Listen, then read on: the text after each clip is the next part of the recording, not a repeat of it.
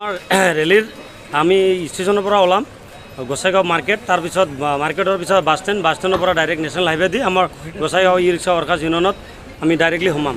আজি আমাৰ এই সভাত আমাৰ একমাত্ৰ সহযোগিতা কৰা আমাৰ 28 নং সমষ্টিৰ 3 নং সমষ্টিৰ আমাৰ সুজল দাই হেল্প কৰিছে।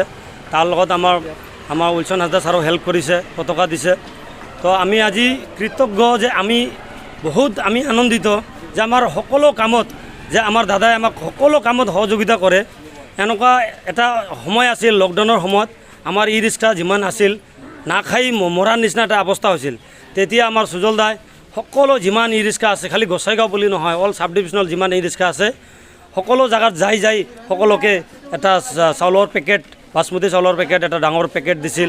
আৰু কিমান যে সহায় কৰিছে, এই সহায় কৰাৰ কাৰণে আমাৰ দাদাক আৰু একবাৰ আমি ধন্যবাদ জ্ঞাপন কৰিছোঁ। সকলো আমাৰ যিমান চাব ডিভিজনেল আছে 12খন ইউনিয়নৰ ফালৰ পৰা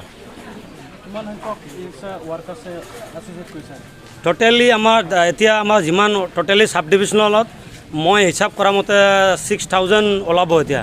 মানে আমি এইটো এদিন ভাবিছোঁ যে আমাৰ এটা বিশাল এটা ডাঙৰ এটা প্ৰগ্ৰাম ৰাখিম আমি ভাবিছিলোঁ, চিন্তা কৰি আছোঁ।